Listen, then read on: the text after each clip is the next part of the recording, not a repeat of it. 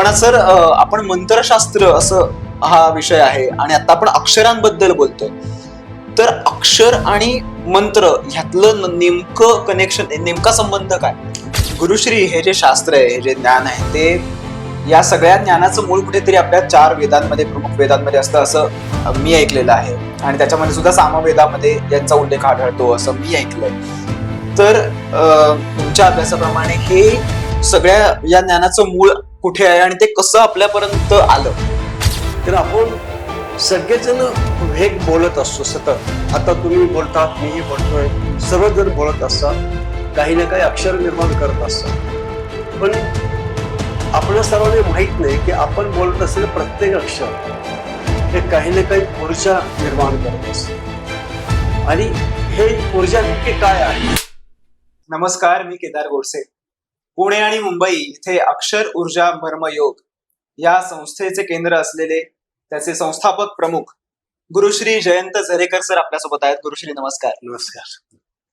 अक्षर आणि त्यामागचं शास्त्र याच्यावरती मागचे 50 वर्ष ज्यांचा गाढा अभ्यास आहे असे गुरुश्री, आणि महाराष्ट्रच नाही तर देशभर ज्यांनी कार्यशाळा घेतलेल्या आहेत असे गुरुश्री. गुरुश्री, सामान्य माणसांना याविषयी बरेच प्रश्न असतात, तर गप्पांच्या माध्यमातून याच्या तुम्ही आम्हाला मार्गदर्शन करावं अशी मी तुम्हाला विनंती करतो. गुरुश्री, आपल्या संस्थेचं नाव आहे अक्षर ऊर्जा मर्मयोग. तर हे नाव ऐकूनच माझ्या मनात कुतूहल निर्माण झालं की नक्की याचा अर्थ काय, किंवा या नावामागचं नक्की रहस्य काय? तर तुम्ही या नावाबद्दल आम्हाला जरा सांगा. रहस्य वगैरे त्यात तसं फार नाहीये आज, पण त्याच्यामध्ये काही गोष्टी ज्याला आपण म्हणता येईल की त्याला काही अर्थ आहे त्या नावामागे. की अक्षर याचा अर्थ आपल्या सर्वांना माहिती आहे की ज्याचा अक्षर होत नाही त्याला अक्षर म्हणतो, ज्याचा नाश होत नाही. अक्षर या शब्दाचा मूळ अर्थ असा आहे की ज्याचा नाश होत नाही. नाश होणारी अशी कुठली गोष्ट आहे तर ती नाश न होणारी गोष्ट आहे ती स्पंदन. तर अक्षर म्हणजे जे आहे ते अक्षरांची ऊर्जा, जे अक्षर जे आपण जे म्हणत असलेलं प्रत्येक अक्षर हे एक ऊर्जेचा संच आहे. It is set of vibrational frequency. तेव्हा तो एक ऊर्जेचा संच आहे. आणि मग हा ऊर्जेचा संच आहे तर ते नेमका कसं काम करतो, त्याच्यामागचं रहस्य काय, त्याच्या मागचं मर्म काय? तर आपण सगळेजण वेग बोलत असतो सतत. आता तुम्ही बोलतात, मीही बोलतोय, सर्वजण बोलत असतात, काही ना काही अक्षर निर्माण करत असतात. पण आपल्या सर्वांना माहित नाही की आपण बोलत असलेलं प्रत्येक अक्षर हे काही ना काही ऊर्जा निर्माण करत असतं.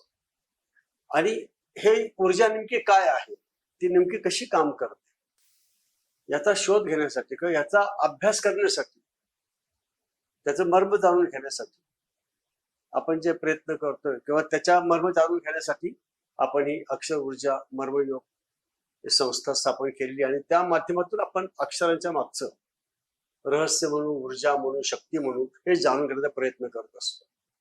म्हणून त्याचं नाव आपण अक्षर ऊर्जा मर्मयोग असं ठेवलं. बरोबर. गुरुश्री, अक्षर ऊर्जा असं आपण जेव्हा म्हणालात तेव्हा त्या अक्षरांमधली ऊर्जा किंवा शक्ती म्हणजे नेमकं काय? काय असतं की जसं मी आता सांगितलं की प्रत्येक अक्षर हे ऊर्जेचा संच आहे. तर ऊर्जा म्हणजे काय, तर तुम्ही लक्षात घ्या की प्रत्येक अक्षर आपण निर्माण करतो, बोलतो.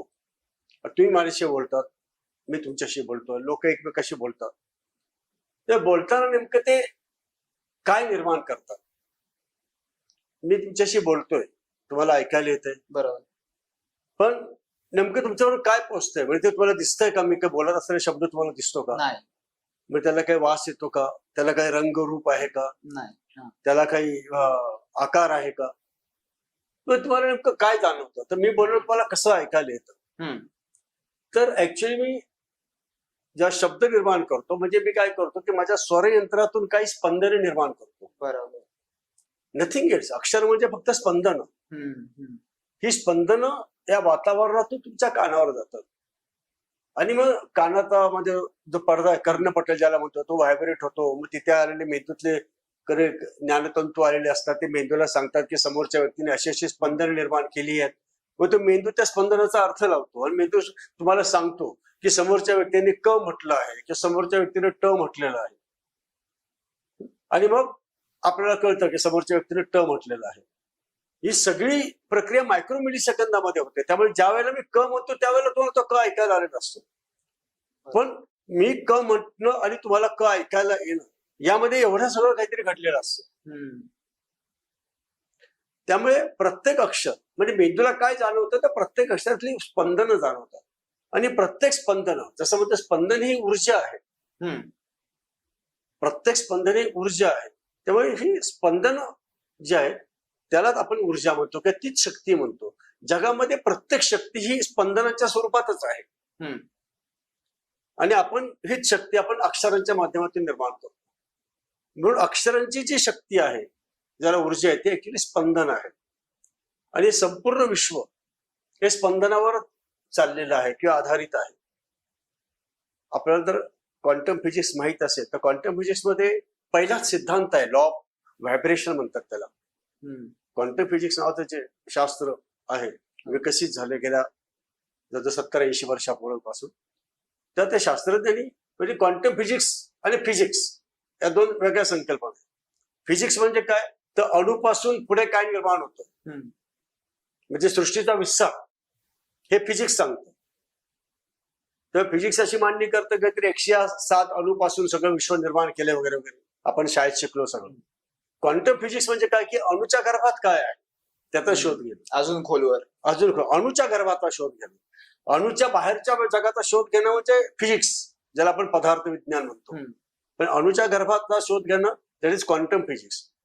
तेव्हा शास्त्रज्ञांनी जेव्हा शोध घेतला तेव्हा त्यांच्या लक्षात आलं की प्रत्येक अणुमध्ये प्रत्येक पदार्थाच्या अणुमध्ये शेवटी बॉटम लेवल किंवा बेसिक लेवलवर फक्त स्पंदने आहेत. म्हणजे कुठल्याही पदार्थाचा अणु घेतला कुठल्या सृष्टीतील याच्याऐवज कुठल्याही वस्तूचा कुठल्याही गोष्टीचा कुठल्याही पदार्थाचा अणु घेतला तर त्याच्या मुळाशी स्पंदनच सापडतं. बरोबर. म्हणून त्यांचा पहिला सिद्धांत त्यांनी मांडला की everything exist on this earth consist of vibrational energy किंवा व्हायब्रेशन्स. त्यामुळे संपूर्ण विश्व हे व्हायब्रेशन पासूनच निर्माण झालेलं आहे. आज ज्याला आपण हे सगळं ग्रह नक्षत्र तारे तारका वगैरे वगैरे सगळं म्हणतो हा सगळ्यांचा जो बेस आहे ते सगळं हे स्पंदनातून निर्माण झालेलं आहे. असा अक्षर आहे. त्यामुळे त्याला आपण अक्षर म्हणतो. म्हणजे आपण विशिष्ट स्पंदन निर्माण करतो की क ट ठ वगैरे वगैरे ही सगळी आहेत ती स्पंदन आहेत. आणि त्याची ऊर्जा म्हणजे स्पंदन नेमकं काय करतं या स्पंदनातून विश्व निर्माण झालं म्हणजे नेमकं काय झालं ते प्रत्येक निर्माण होणारं स्पंदन काही ना काही निश्चित स्वरूपाचं फळ निश्चित स्वरूपाचे रिझल्ट निश्चित स्वरूपाचे परिणाम तुमच्याकडे आकर्षित करत असतं. आणि त्या धर्तीवर किंवा त्या बेसवर त्या पायावर आधारित आपण संपूर्ण शास्त्राची मांडणी आपण म्हणण्यापेक्षा आपल्या ऋषीमुनींनी केलेली आहे. आपल्या पूर्वजांनी आपल्या ऋषीमुनींनी ही सगळी मांडणी केलेली आहे. मग त्यांनी प्रत्येक अक्षराला ते नावच दिले की त्याला मातृका म्हणतात. ते अक्षर नाही म्हणत मातृका. मातृका म्हणजे जन्मदात्री. म्हणजे प्रत्येक अक्षर हे काही ना काहीतरी क्रिएट करत असतं निर्माण करत आहे. आपल्याला माहित नाही आपण अक्षरशः सरदोपटपणे अक्षर म्हणत असतो पण आपण म्हणत असलेलं प्रत्येक अक्षर म्हणजे क असो ट असो हे काही ना काही निर्माण करत आहे. काही ना काही एनर्जी काही ना काही फळ जसं आता सांगितलं तुमच्याकडे आकर्षित करत असतं.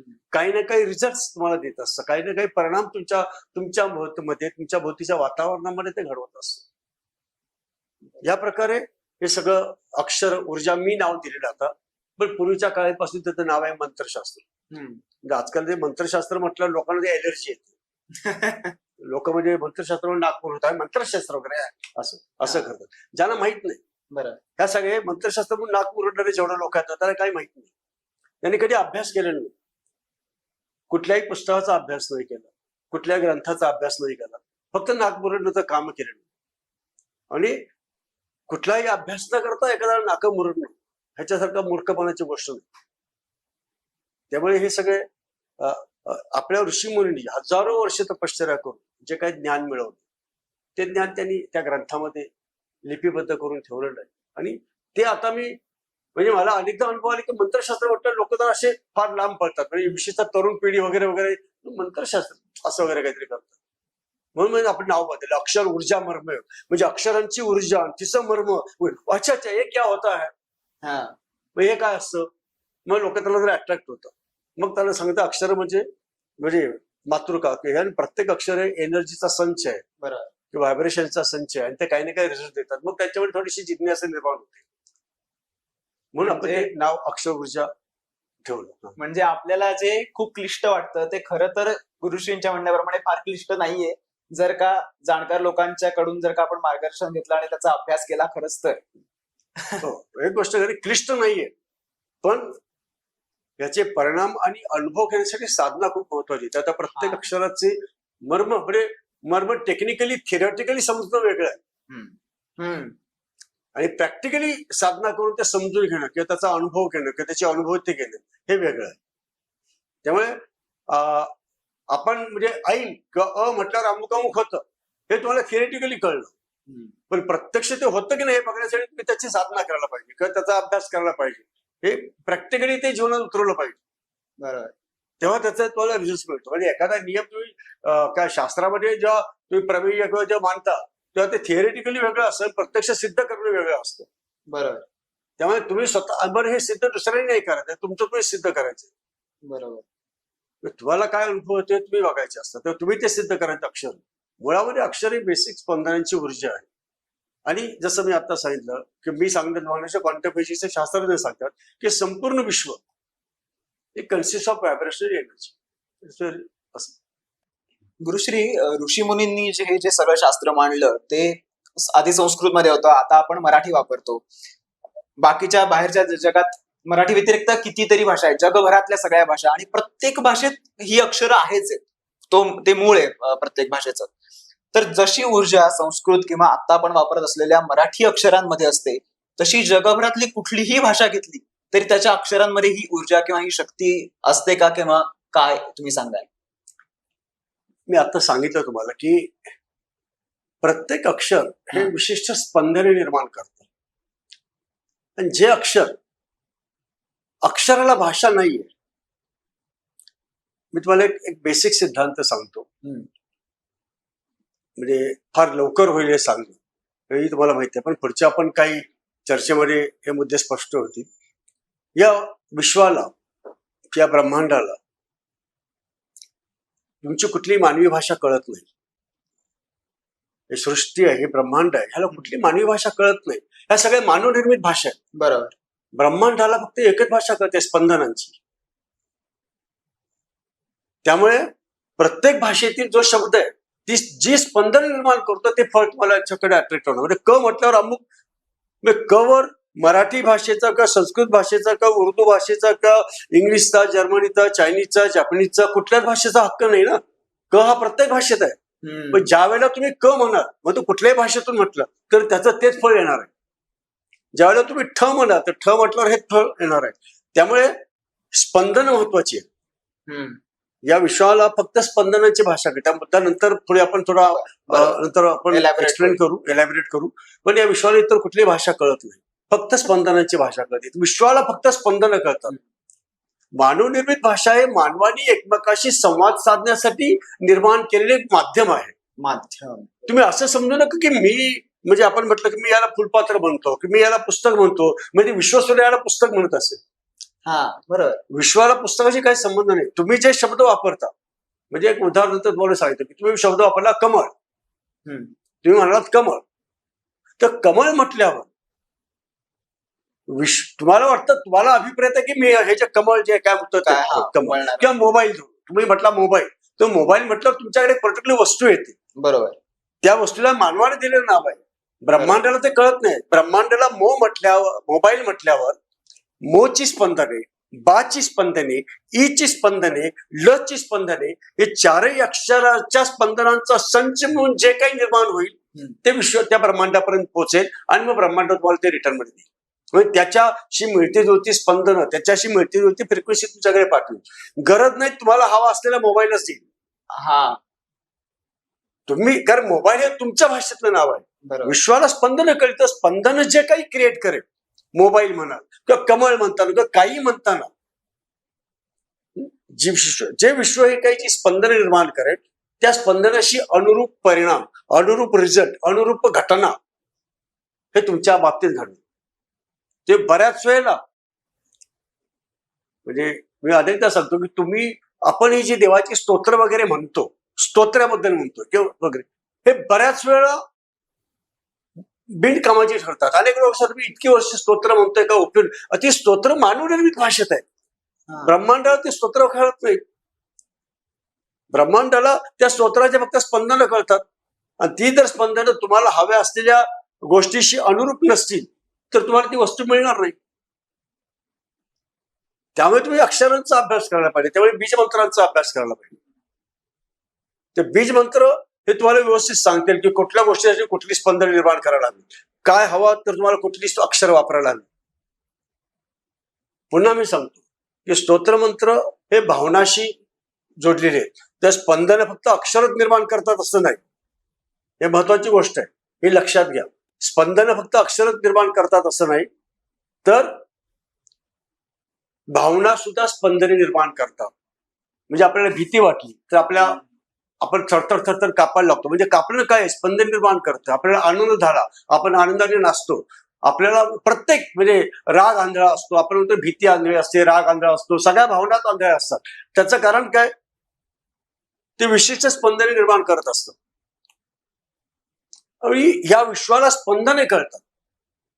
त्यामुळे तुम्ही जे स्तोत्रपाठ म्हणतात ते जर भावनाशी जोडून घेऊन जर नाही म्हटलं, त्यातला अर्थ लक्षात घेऊन, भावना काय होतं, भावना प्रधान होऊन, भावना विष्टने, भावना वशतेने जर तुम्ही तर स्तोत्रचा पाठ नाही केला तर ते स्पंदन फक्त अक्षरांचा खेळ ठरतो, बाकी हे ठरत नाही. त्यामुळे त्याचे उपयोग होत नाही. म्हणजे अनेक लोक म्हणतात की, म्हणजे मी सांगतो की गणपती अथर्वशीर्षासारखे स्तोत्र म्हणतो आपण की तुम्ही प्रत्यक्षम तत्वमसि, त्वमेव केवलम कर्तासि, त्वमेव केवलम धर्तासि, त्वमेव केवलम हर्तासि, असं काहीतरी आपण म्हणतो. त्याच्यामध्ये कुठेही भावना नसते, आणि भावना शून्य अवस्थेत पटलेली जे मंत्र आहे त्याचा कुठलाही उपयोग होत नाही. त्यामुळे ही स्तोत्राची रचनाच केलेली आहे की ते भावनाधिष्ठित आहे. म्हणजे रामरक्षा म्हणतात, ती भावनाधिष्ठित होऊन जर नाही म्हटलं तर त्याचा शून्य उपयोग आहे. समजून घेऊन पण बीजमंत्र आहे, बीजमंत्र म्हणण्याला भावनाची काही गरज नाही, कारण बीजमंत्रामध्ये तुम्ही अक्षरच निर्माण करताय, तेव्हा ती अक्षराची स्पंदने जी आहे ते काम करणार आहे. भावनाधिष्ठित स्तोत्रामध्ये काय होतं, भावना काम करते. पण बीजमंत्रामध्ये काय करणार आहे, अक्षराची स्पंदनं काम करणार आहे. त्यामुळे मी आजकाल जे शास्त्र मी काही लोकांना सांगतो की तुम्ही बीजमंत्रांचा जप करा, कारण तुम्ही काही केले तरी भावनाधिष्ठित नाही होत.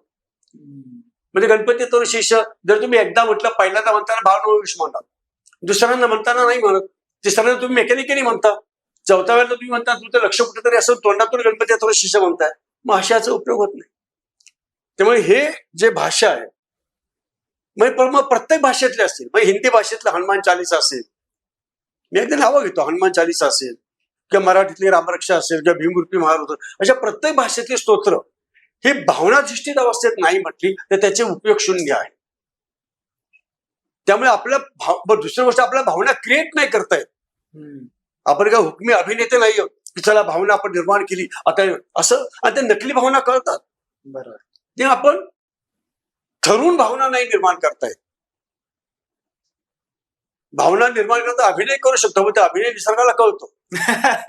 त्यामुळे मग तुम्ही काय करू शकता, तुमच्या हातात भावना निर्माण नाही होतात, मग तुमच्या हातात काय की तुम्ही बीजमंत्र म्हण. मग जसं ते बीजमंत्र आहेत की ऐम ह्रीम क्लीम असेल, किंवा कम खम गम, जे काय असतील ते अनेक आपला प्रत्येक अक्षर हे बीजमंत्रच आहे. आपली संपूर्ण 12 आकडी हे बीजमंत्रच आहे. त्यातलं प्रत्येक अक्षर काही ना काही फळ घेऊन येते. मग बीजमंत्र म्हणताना काय होतं की ती स्पंदनं निर्माण होतात, आणि ती स्पंदनं तुमच्याकडे अपेक्षित फळ घेऊन येतात. त्यामुळे प्रत्येक अक्षर हे अक्षराला भाषाच नाही. मी सांगितलं अति मानवनिर्मित भाषा आहे, पण अक्षर बेसिक स्पंदनाचा संच आहे. त्यामुळे क हा तुम्ही उर्दूत म्हटला तरी तो कच असणार आहे, इंग्लिशमध्ये म्हटला तरी तो कच असणार आहे, जापनीजमध्ये म्हटला तरी तो कच असणार आहे, मराठीत म्हटला तरी तो कच असणार आहे, संस्कृत म्हटला तरी तो कच असणार आहे. तुम्ही क म्हटलात की अमुक फळ येणार. मग तुम्ही कुठल्याही भाषेचे असतात. गुरुश्री, हे जे शास्त्र आहे, हे जे ज्ञान आहे, ते या सगळ्या ज्ञानाचं मूळ कुठेतरी आपल्या 4 वेदांमध्ये, प्रमुख वेदांमध्ये असतं असं मी ऐकलेलं आहे, आणि त्याच्यामध्ये सुद्धा सामवेदामध्ये यांचा उल्लेख आढळतो असं मी ऐकलंय. तर तुमच्या अभ्यासाप्रमाणे हे सगळ्या या ज्ञानाचं मूळ कुठे आहे, आणि ते कसं आपल्यापर्यंत आलं, हे शास्त्र? वेदामध्ये अनेक गोष्टींचं मूळ आहे असं म्हणतात, आणि सामवेद हे गायनाच्या अंगाने जाणारा वेद आहे. म्हणजे प्रत्येक म्हणजे त्याचा छंद अनुष्टुप वगैरे हा. याच्या सगळी माहिती देणारे. त्यामुळे मूळ पण हे जे सांगतोय याचं मूळ जे हम्म.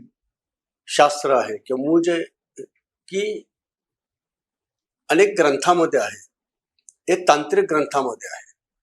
हे आपले अनेक तंत्र ग्रंथ आहेत की जसं कालिका तंत्र, भैरव तंत्र, तंत्रालोक, त्याचप्रमाणे स्पंदशास्त्र, असे अनेक ग्रंथ आहेत. काश्मीरी शैव तंत्रामध्ये ते तंत्रालोक आहेत, अभिनी गुप्ता यांनी लिहिलेले, स्पंदशास्त्र आहे.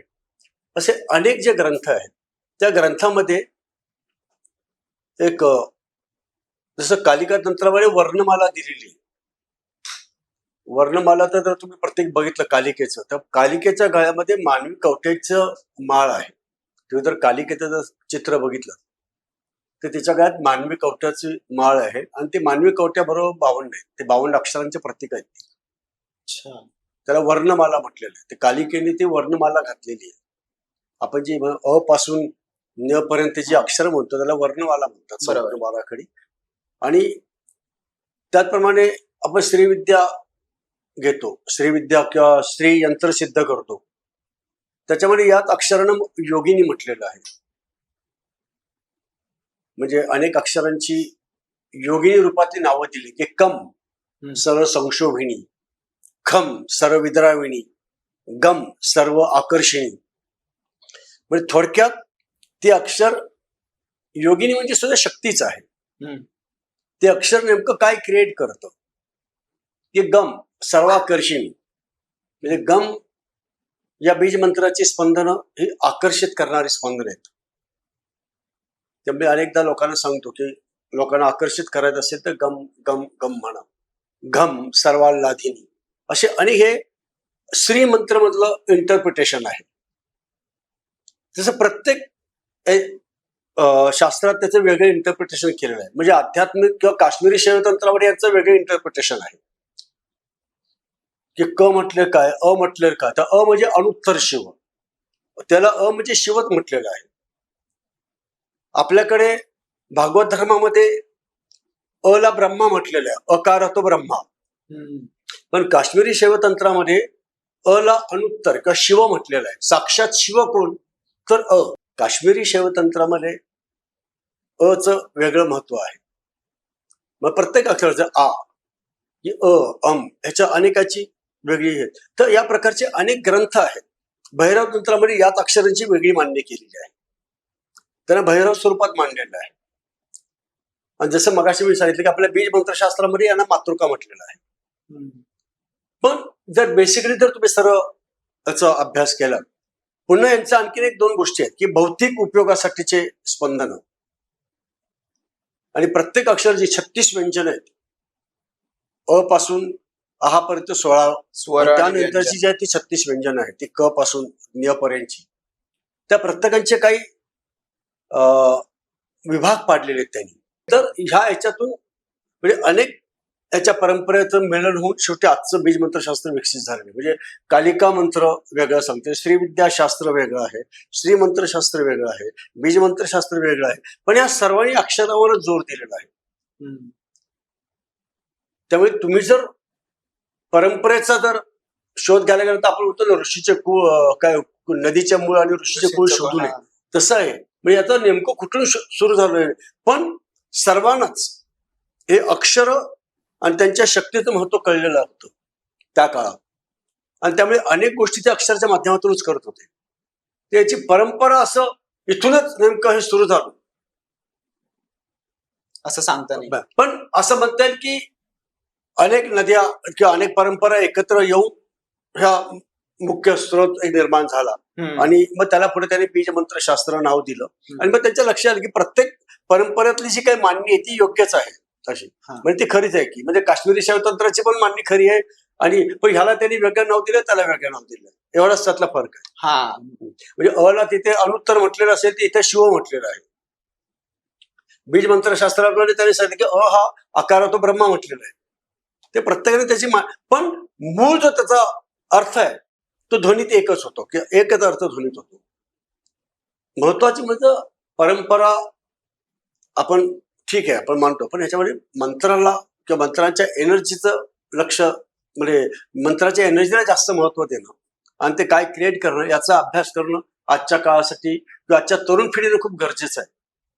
की हे या शास्त्रापासून आपण दूर गेलेलो आहोत, तेव्हा इकडे यायला हवं. म्हणजे आत्ताच्या जशा वेगवेगळ्या भाषांमध्ये जरी क हे अक्षर सेमच राहतं, तसं त्यावेळची वेगवेगळी शास्त्र घेतली तरी त्यातलं मर्म हे सेमच आहे. सेमच आहे. हो.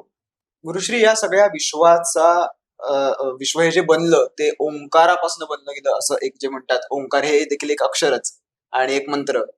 तर ह्या ओंकार अक्षरापासून बाकीची अक्षर निर्माण झाली का, किंवा नक्की काय आहे त्याच्या मागचं? मुळामध्ये ओंकार जो म्हणतो तुम्ही तो 3 अक्षरांचं मेलन की अ, उ आणि अम म्हणजे अनुस्वार, हा. या तिघांचं ते मिलन आहे की हे ओंकार हा मुळात एका अवस्थेची फ्रिक्वेन्सी आहे.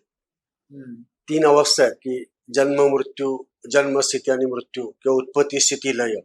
तर हा उत्पत्ती दाखवतो, निर्मिती दाखवतो. कारण बघा तुम्ही प्रत्येक जगातील कुठल्याही भाषेतले शब्द घ्या, तरी पहिलं अक्षर जे आहे ते किंवा याच्यातून सुरुवात झालेली आहे. ते हे निर्मितीचं, की आपल्या शास्त्रामध्ये अशी मान्य आहे की पासून या विश्वाची निर्मिती झाली. अच्छा. आहे हे विश्वाचं, म्हणजे जसं आपल्या ज्ञानेश्वरांनी म्हटलेलं आहे की आकारातो ब्रह्मा, म्हणजे ब्रह्माने सृष्टी निर्माण केली म्हणतो, म्हणजे पासून सृष्टीची निर्मिती झाली. उ हे स्थितीकारक आहे, दिशादर्शक आहे. आपण उ म्हणतो, आता मी थोडक्यात एक्सप्लेन करायचं, उ म्हणताना ओट गोल करतो बघा, तुम्हाला दिशादर्शक आहे उ, ते दिशादर्शक आहे ते उ. त्यामुळे ते स्थितीचं आहे, प्रवासाचं स्थान आहे. पासून प्रवास सुरू होतो. उ हा प्रवासाचं निदर्शक आहे. आणि तू म्हणा, काय झालं, ओठ बंद झालं, पासून निर्माण झालं. म्हणजे संपलं, लय झाली अवस्था. आता आपण त्याला मृत्यू वगैरे म्हणतो किंवा संहार म्हणतो किंवा पण मंत्रशास्त्र किंवा सृष्टी म्हणते की लय झालं, मग एका अवस्थेचा लय होतो. तर इथे उत्पत्ती, पासून उत्पत्ती, ला स्थिती आणि ला लय, असं ते आहे. तर ओम पासून सृष्टीची निर्मिती झाली हे विधान धाडसच आहे. सृष्टीची निर्मिती पासून झाली. ही निर्मितीची अवस्था, उ स्थिती आणि लय, या तिन्ही स्थितींचा मिळून एक जो शब्दसंच तयार झाला तो ओम. ओम हा निर्मितीचा नाही, तर ओम हा तिन्ही अवस्थेचा कारक आहे, निर्मिती, स्थिती आणि लय. म्हणजे माझ्यासारख्या तरुणाईला एवढंच माहिती होतं की ओंकारापासून निर्मिती झाली, त्या ओंकारामधल्या सुद्धा च्या पासून निर्मिती झाली. ही फार इंटरेस्टिंग गोष्ट आज मला कळाली. पण सर, आपण मंत्रशास्त्र असं हा विषय आहे आणि आता आपण अक्षरांबद्दल बोलतोय, तर अक्षर आणि मंत्र ह्यातलं नेमकं कनेक्शन, नेमका संबंध काय? आपल्या ग्रंथांमध्ये एक श्लोक आहे, अनेक ग्रंथामध्ये तो श्लोक आलेला आहे की अमंत्रम अक्षरम नास्ति, नास्ति मूलम मनौषधम, अयोग्य पुरुषो नास्ति, योजक तत्र दुर्लभ. तर पहिली ओळ आहे अमंत्रम अक्षरम नास्ति, म्हणजे अमंत्रम अक्षरम नास्ति. याचा सरळ भाषेत अर्थ असा होतो की अमंत्र असलेलं अक्षर नाही. काय सांगते ते की अमंत्र असलेलं अक्षर नाही, याचा सरळ भाषेत अर्थ असा होईल की प्रत्येक अक्षर हे मंत्रच आहे. अच्छा. म्हणजे तुम्ही क म्हटला तरी तो मंत्र आहे, तुम्ही टम टम टम म्हटला तरी तो मंत्र आहे, तुम्ही ढम ढम ढम म्हटला तरी तो मंत्र आहे, तुम्ही पम पम पम म्हटला तरी तो मंत्र आहे. तुम्ही जे जे अक्षर निर्माण करताय ते मंत्रच आहे. का ऋषीमुनींनी सांगितलं की अमंत्रम अक्षरम नास्ति. म्हणजे मी बऱ्याच वेळा विनोदाने सांगतो की तुम्ही अगदी वडापाव वडापाव वडापाव म्हटलं तरी तो मंत्र आहे. पण वडापाव, जसं मगासाठी की वडापाव म्हटल्यावर तुम्हाला वडापाव मिळेल असं नाही, तर वची स्पंदन, डाची स्पंदन, पाची स्पंदन आणि पुन्हा वची स्पंदन, या 4 अक्षराची स्पंदन एकत्र होऊन जे काही निर्माण होईल ते तुमच्यापर्यंत येईल. वडापाव वडापाव म्हणू नका. नाही, वडापाव नाही मिळाला तरी काही ना काही त्यांच्यापर्यंत येणारच आहे. काय येईल ते माहित नाही, मग त्याच्यासाठी अभ्यास करायला लागेल. तर या प्रकारे प्रत्येक अक्षर हे मंत्रच आहे. आता मंत्रशास्त्र म्हणजे नेमकं काय, ते याच्यातच उत्तर आहे की प्रत्येक अक्षर, म्हणजे क म्हटल्यावर तुमच्याकडे काय मिळणार आहे, ट म्हटल्यावर तुम्हाला काय मिळणार आहे, ठम म्हटल्यावर तुम्हाला काय मिळणार आहे, की तसं तुमचे जे पारंपरिक मंत्र ऐम ह्रीम क्लीम हे म्हटल्यावर तुमच्यापर्यंत काय येणार आहे, किंवा गम गणपती नमा किंवा ओम नमः शिवाय हे सगळं म्हटल्यावर तुमच्याकडे काय येणार आहे, म्हणजे कुठलं अक्षर म्हटल्यावर तुमच्यापर्यंत कुठलं फळ येणार आहे, तुम्हाला नेमकं काय प्राप्त होणार आहे हे जाणून घेण्याचं शास्त्र म्हणजे मंत्रशास्त्र. प्रत्येक अक्षर मंत्रच आहे. पण म्हणजे प्रत्येक अक्षर हा बीज मंत्र आहे का? हो, प्रत्येक अक्षराला बीज मंत्र आहे, पण तो मंत्र म्हटल्यावर तुमच्यापर्यंत काय येणार आहे हे जाणून घेण्याचं शास्त्र म्हणजे मंत्रशास्त्र. That simple. गुरुश्री, आपण म्हणालात की प्रत्येक अक्षर काहीतरी परिणाम साधतो, काहीतरी आपल्याला देतं. तर ते कुठल्या कुठल्या गोष्टींवरती हा परिणाम होतो, कुठली क्षेत्र आहेत आणि आम्ही अशा काय काय गोष्टी आहेत ज्या मिळवू शकतो? तुम्ही असं विचारा की कुठल्या गोष्टीवर होत नाही, कारण अक्षरापासूनची जी सृष्टी बनलेली आहे ही जर या शास्त्राची मान्य असेल की अ पासून सगळ्या सृष्टीची निर्मिती झाली, तर याच्या यावत वस्तूवर व तुमच्या शारीरिक मानसिक आरोग्यावर, तुमच्या व्याधीवर, तुमच्या कर्तृत्वावर, तुमच्या आजूबाजूच्या वातावरणावर, तुम्ही जिथे काम करता त्या व्यवसायावर, या सगळ्या गोष्टीचे अक्षरांच्या स्पंदनाचे परिणाम होत असतात. तुम्ही जी अक्षरं म्हणत असता ती अक्षरं त्या प्रकारची फ्रिक्वेन्सी क्रिएट करतात, स्पंदन क्रिएट करतात, आणि त्या प्रकारे तुमच्या त्या अक्षराच्या गुणधर्माप्रमाणे तुमच्या त्या क्षेत्रावर, म्हणजे शारीरिक असेल, व्याधी असेल, मानसिक असेल, भौतिक म्हणजे सुख समृद्धी असेल, किंवा तुमची आध्यात्मिक प्रगती असेल, सर्वच क्षेत्रावर अक्षरांचा परिणाम होतो. तर मंत्र किंवा स्पंदनाला पर्याय नाही, स्पंदने ही मूळ आहे. म्हणजे या अक्षरांचा, मंत्रांचा आमच्या दैनंदिन जीवनामध्ये पण वापर होऊ शकतो, अशी वेगळी काही त्याच्यासाठी साधना करावी लागते असं काही नाही, म्हणजे एक साधना आहेच. हो, एक लक्षात घ्या की मंत्रशास्त्र हे मुळात ऋषीमुनींनी मानवी जीवन सुखी समृद्ध करण्यासाठी निर्माण केलेलं आहे. हे समाज कल्याणाच्या हेतूने निर्माण केलेलं आहे. त्यामुळे दैनंदिन जीवनाचा सुद्धा देत आहे, म्हणजे अगदी साधी गोष्ट, प्रत्येक गोष्टीवर मंत्रशास्त्राचा, म्हणजे आमचं बाबा नोकरी विषयक असेल, नोकरीवर परिणाम होतो, तुमच्या नातेसंबंध, म्हणजे नातेसंबंधावर, नातेसंबंध समृद्ध होणं, हा, म्हणजे अगदी तुम्ही नातेसंबंध जुळणं, हा, याच्यावर सुद्धा काही अक्षर आहेत. नातेसंबंध तोडण्यासाठी सुद्धा अक्षर आहे, नोकरी मिळवण्यासाठी अक्षर आहेत, आणि नोकरी बदलण्यासाठी सुद्धा अक्षर आहे. म्हणजे प्रत्येक गोष्टीवर अक्षर आहेत. म्हणजे कुठलं, म्हणजे नोकरी मिळवण्यासाठी कुठलं अक्षर म्हणायचं, आणि नोकरी बदलायची असेल तर कुठलं अक्षर म्हणायचं. सर, बरेच जण असा प्रश्न विचारतील की बॉसने ओरडू नये किंवा प्रमोशन किंवा हाईक मिळावी याच्यासाठी काय आहे का? प्रमोशन साठी सुद्धा की प्रमोशन, नोकरीमध्ये प्रमोशन म्हणतो, किंवा व्यवसायामध्ये व्यवसाय वृद्धीसाठी अशी अक्षर आहे. ते या अक्षरातून तुम्ही ती अक्षर म्हणत राहील, हे दैनंदिन जीवनासाठी सुद्धा आहे. राहिला प्रश्न शारीरिक आरोग्यावर. शारीरिक आरोग्य, तुम्हाला सर्दी झाली, एक अक्षराचा बीज मंत्र आहे, तो म्हटला तर तुमची सर्दी बरी होती. तुम्हाला आपल्याला काय सवय लागलेली, आपल्याला केमिकल आपल्या शरीरात घालायची सवय लागली. सर्दी झाली, गेलो की विक्स सेक्शन 500 खाऊ, ऍसिडिटी झाली काय ती इनो पिओ वगैरे आली. आपल्याला आयुष्यभर आता आपल्याला सवय लागली आहे केमिकलची. पण मुळामध्ये पूर्वीच्या काळी पण रोग व्याधी अक्षरांच्या की सर्दी झाली, एका अक्षराच्या ह्याने बरं होतं. तुमचं पित्त वाढलं, एक अक्षराचा जप आहे. तुमचं बीपी वाढलं, एका अक्षराच्या मंत्राने बीपी लेवल येतो 10 मिनिटात. म्हणजे इतकं, आणि असे घेतलेले परिणाम आहेत ते. म्हणजे लोकांचे फोन येतात, अहो मला बीपी वाढलाय, अरे तो ताबडतोब हे मंत्र म्हण म्हटलं, हा अक्षर म्हण, एकच अक्षर आहे. मग तो म्हणतो 10 मिनिटं म्हण, 10 मिनिटांनी त्या माणसाचा फरक पडतो, आता नॉर्मल झालाय. तीच गोष्ट सर्दीची, तीच गोष्ट तुमच्या पित्त, अनेक गोष्टी. मला खूप राग येतोय, तर राग कंट्रोल करण्यासाठी कुठला मंत्र, प्रत्येक अक्षराचं काही ना काही फळ आहे, आणि ती फळं विस्तृतपणे अनेक ग्रंथामध्ये आलेली आहेत.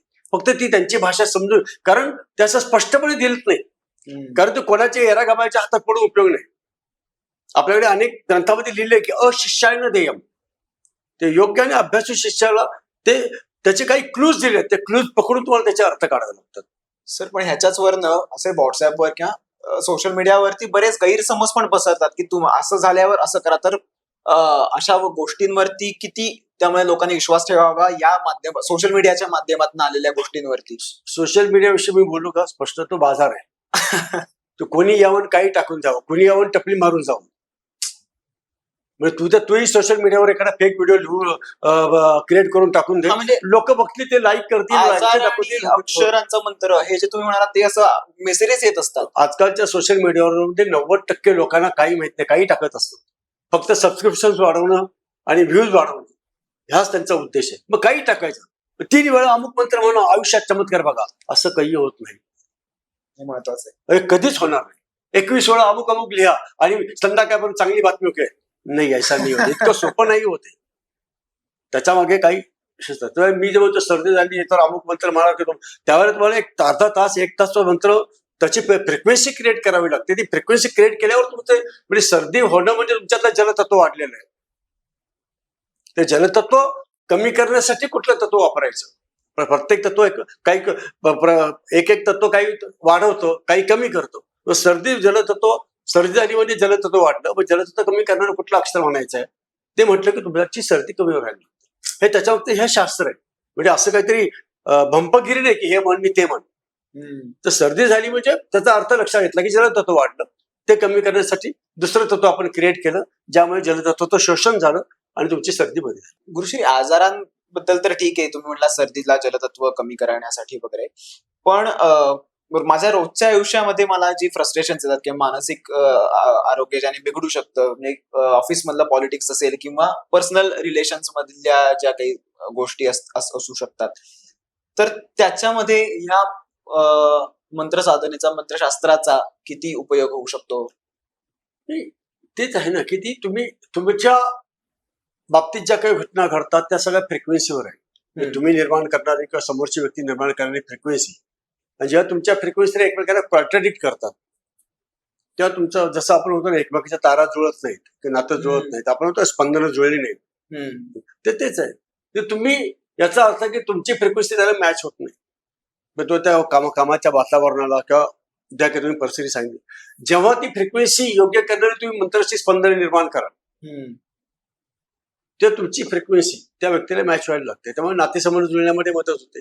बऱ्याच वेळा नवरा बायको खूप चांगले असतात पण तरी त्यांचं एकमेकाशी जुळत नाही. पर्टिक्युलरली व्यक्ती म्हणतो दोघे खूप चांगले असतात पण स्वतः एकमेकाशी जुळत नाही, पती पत्नी म्हणून जुळत नाही, म्हणजे कुठल्या तरी त्यांच्या फ्रिक्वेन्सी मिसमॅच होत आहे. जेव्हा आपण त्यांना दोघांच्या फ्रिक्वेन्सीचा अभ्यास करून त्यांना दोघांना सांगतो की हे अक्षर तुम्ही म्हणा, तेव्हा त्या दोघांच्या फ्रिक्वेन्सी एकमेकांना मॅच व्हायला लागतात.